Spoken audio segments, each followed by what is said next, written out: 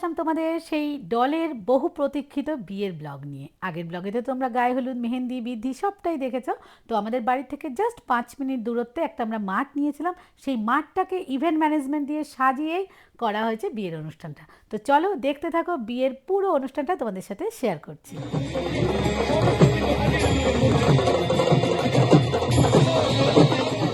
প্রথমে আমাদের ঠিক ছিল আমরা একটা বিয়ে বাড়ি নেব, কিন্তু আমাদের গেস্ট লিস্টটা দেখি বাড়তে বাড়তে 1200 থেকে 1500 হয়েই যাচ্ছে।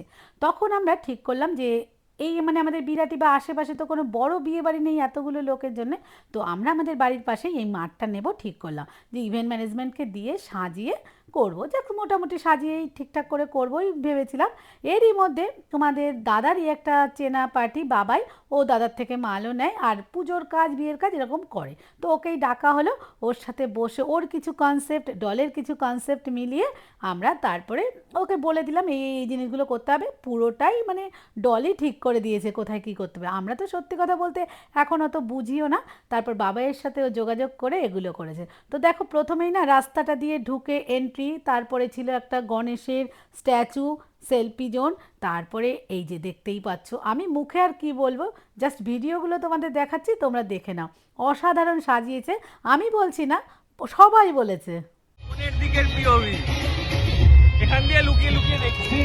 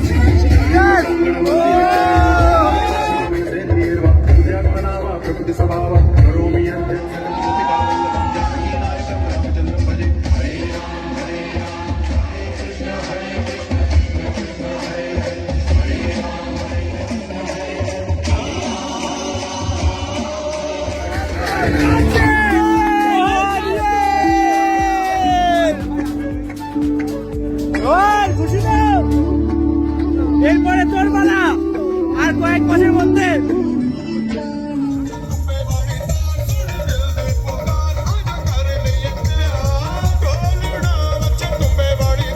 সত্যি মজা হয়েছে ভাই, দারুণ লাগলো দেখতে।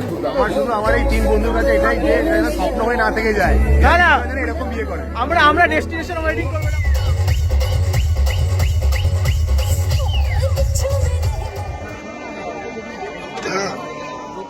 বিয়ের লগ্ন ছিল 8:05, 8:45-র মধ্যেই কিন্তু ষোড়শী ঢুকে গেছিলো আর তাড়াতাড়ি বিয়েতে বসে গেছিলো। তার কারণও হচ্ছে হঠাৎ করে সন্ধ্যেবেলা আমার শাশুড়ি মা অসুস্থ হয়ে গেছিলো, এমনই অসুস্থ যে হসপিটালে ভর্তি করতে হতো। সেই জন্য তাড়াতাড়ি ওদের খবর দেওয়া হয়ে গেছিলো আর ও তাড়াতাড়ি চলে এসেছিলো, যার জন্যে বিয়েটা তাড়াতাড়িও শুরু হয়ে গেছে আর সবাই কিন্তু দেখতেও পেয়েছে বিয়েটা।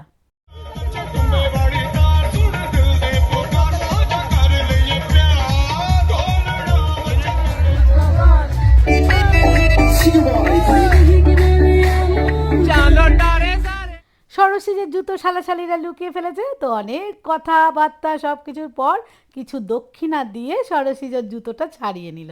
তো এই বিয়েটা হওয়া নিয়ে অনেক দিন 1 বছর আগে থেকে আমাদের পরিকল্পনা চলছে।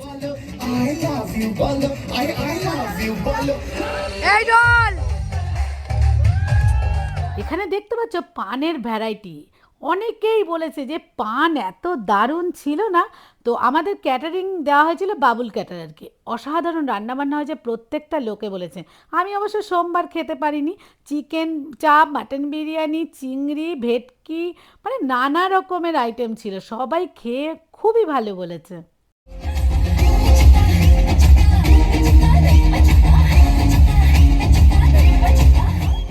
এই হচ্ছে বাবাই, ইভেন্ট ম্যানেজমেন্টের পুরোটাই ওকে দেওয়া হয়েছিল, মানে ক্যাটারিংটা বাদে আর কি।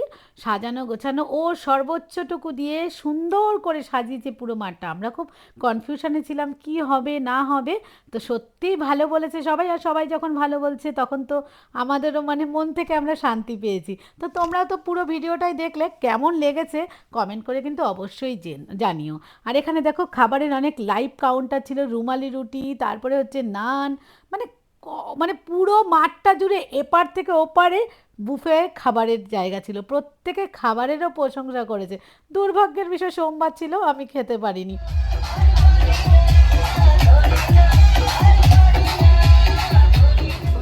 আরে আমি সবই দেখা দিচ্ছি আপনি তো রোহন ভাই থ্যাংক ইউ সো মাচ ভাই, এরকম একটা ইনভিটেশন দেওয়ার জন্য।